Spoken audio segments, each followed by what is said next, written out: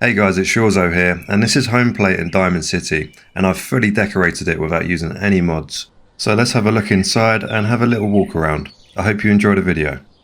So welcome to my home plate, and the first thing I'm going to show you is the kitchen. Now it's really hard to make a kitchen without any mods, because obviously we don't have any kitchen items. So what I've done is I've put down some drawers and put some weapon racks up against it, just to give it that kind of kitchen counter look. I've also managed to put some sinks into this drawer here, and you only get one particular building item in home plate. I think it's called a totem. It's like a raider looking kind of pole. You can sink it into the ground, like as you would with the pillar glitch. You can only sink it so much though, so it is quite restrictive, but you can still be creative with it, but just not so much. I've managed to put a crafting table in the middle of the counters. It goes really well actually. I wish I could kind of glitch it through the drawer to have it on top, but I couldn't do that.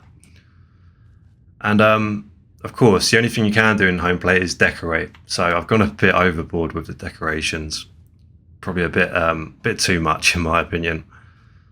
I've put a box here, and yeah, there's another counter. I've kept the drawers open just to make it look like we've got some more storage. Cool little coffee maker as well. I put some stools there, and yeah, just a couple of pictures here and there. And behind me is the dining area. So I've put up a load of shelves with some food and drink. We've got a dining table. I always love putting junk onto the workbench because it looks a bit bare if you don't put anything on it. Also, I've filled up any kind of empty spaces with decorations. Any kind of empty areas. This area I've put a toilet because you always need a toilet. Not that you can use it, but part of the role play, you know. I've put a shelf next to it because I am the only one who lives here, but it's good to have a little bit of privacy in case like you have a guest round or something. To my right is a desk, and I've made it look like I'm working on figurines, so I've got a lot of robot figures here and there. And I've actually walled off this area using these shelves because they're quite good to like merging into each other, like the other way around, to make it like into one solid wall. And I've done this either side just to make its own entrance, because I want each room to feel like its own room, because it's very empty home plate. And with the upstairs, I'll show you that last. I just want to show you like the proper living areas first. And I've also walled off the left of this pole here with a big old shelf, and I've kind of walled it off with a flag and some other stuff just to fill in the gaps. And this has made its own little section here. And this is where I work on weapons and other things. I've also kept the concrete blocks there as well. I've mainly deleted a lot of concrete blocks in this home plate because they were in the way, but I've kept it in this section. And to the left is an ice box, and that's where I just keep a load of ingredients and things like that. And behind me is the main living area. Now it's very high ceilings here compared to the rest of the build, so I've just covered it all with pictures, different ones as well, just to mix it up a bit. And yeah, to the left, we're on the shelf is where I keep the weapons and ammo. To the right is my own little medical section if I want to patch myself up. Put a little junkie table in the middle as well. We've got a gym. I've also put another little narrative here. So I've put a display case and made it look like it's my old uniform from before the war with my laser rifle and things like that. Not that it actually is, but it's part of the roleplay, you know. And behind me is the main living section. So I put down this particular sofa and put it on top of these boxes that I've sunk into the ground using that same item. Just gives it a different look. It'd look a bit bare if it was just the sofa on its own. And I've managed to put a TV into the wall along with these snack machines. Can't use them, but I did it purely on looks because I thought it looked pretty cool right next to the TV, because otherwise it'd look a bit empty and I couldn't really figure out what else to put there really. Put some plants down as well. And behind the sofa, this is actually a cabinet that you can put on the wall. So I've leant it against the sofa and sunk it into the ground using that same item again. And it actually looks like a desk, to be fair. So I might use that in the future as a desk. I didn't put a chair there for this build because yeah, the chair would block that kind of walkway a bit, so I didn't bother.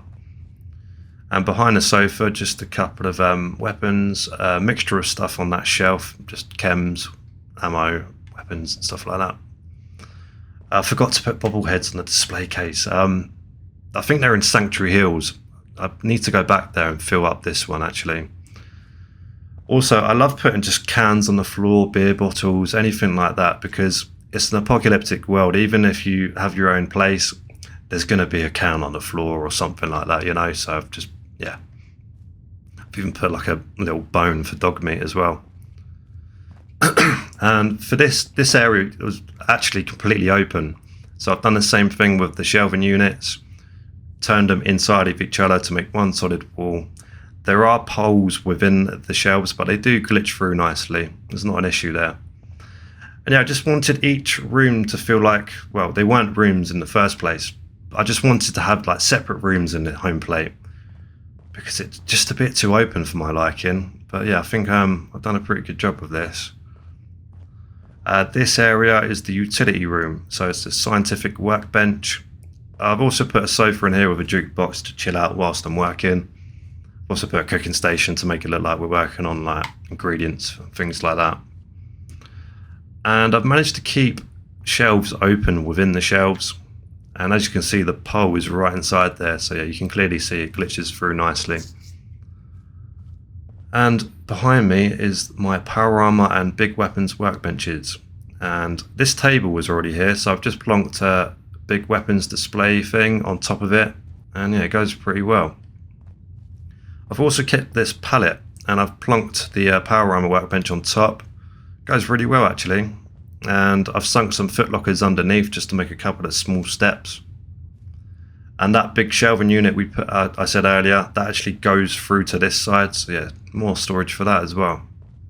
And yeah, like a little display clothing thing. I've put some decorations on the door because I thought, why not? Also, there were cones and tyres everywhere in this home plate. So yeah, more decorations for that. I've kept a few of those. Bit too many for my liking, so I deleted a few of them. Also, there were a couple of pallets out here with some boxes on top of them. And I always love keeping stuff in settlements that were already there. But unfortunately, in this case, they were in the way for what I wanted to do. And I hate deleting stuff that I can't build, but I had to for this one. Also, I forgot to talk about the power. So the power starts from the switch, as most of you would know. And to get it through the shelving unit, I've basically just put a power connector onto this wall, used that same pole item, held down A like you would with the pole glitch, and then we'll bring it over to the wall out here, put it on the wall, and it actually glitches through the shelves. So yeah, there's not an issue there. And just carry it on into this room. Luckily, you don't really need many of them because it's quite a small apartment. Yeah, there's a little advice there if you didn't know that. And I've also moved the switch underneath the fan there because I felt like that was a good placement. I think, yeah, downstairs is pretty much finished. I can't really think of anything else to say down here. So yeah, let's move on to upstairs. And you can't really do a lot with up here because it's quite a small space, to be fair, and it's on like this fragile kind of wooden platform. So I've kind of built what's already here. The bed was already here, the drawer, so I've put another set of drawers, some luggage underneath the bed. You've got to keep that first aid box because yeah, it's something you can't build. I've put a little table, and I've managed to put a sofa on the edge there with a rug. Oh, and a magazine rack as well. And yeah, just kind of, I didn't go too much on the decoration up here. I've still filled up the empty spaces. And because I feel like I've covered everything downstairs, I didn't really know what to put up here. So I've just turned it into like a little storage room. I mean, in your own place, like you've probably got a loft or an attic. So this was like the best kind of spot for like extra storage for stuff that you don't really use. I wish I put a Christmas tree up here actually, that would have been cool. Because yeah, everyone's got a Christmas tree in their loft, don't they? Yeah, this trolley was already here. Just chucked a load of junk on that. Again, that's really good for decorations. This barricade I've kept. There was like 20 of them in this home plate, so I deleted the majority of them. But yeah, that is it. I also want to talk about what's on the outside on top. So yeah, let's go check that out quick. Now unfortunately you can't build up here, but you can drop items to decorate. So I've just chucked a load of stuff on the floor. There's nothing really else you can do in here. But there is stuff on the front, like you've got a sofa, you've got a barbecue with a bath and a doghouse. So I've built on top of that, put a big old bit of meat in there, put some meat on the barbecue. I've also put some big items like batteries and buckets and things like that. I wish you could build up here though. They've probably done it for a reason that you can't, because yeah, it's Diamond City. Might have caused some issues if you could build up here because it adds more stuff, you know. But yeah, we've got dog meat chilling out here as well. But yeah, that is the tour finished. Thank you very much for watching. And I just want to quickly mention, if you didn't know how to get home plate in Diamond City, just come to the lift right next to the entrance here. This will take you right up to the mayor's office where you can purchase the keys to home plate, and I think it's around about 2,000 caps it costs. And unfortunately there's no other way of getting home plate, so yeah, if you've got 2,000 caps spare, maybe go ahead and buy it. Anyways, thank you very much for watching this video, and I'll see you in the next one. Cheers.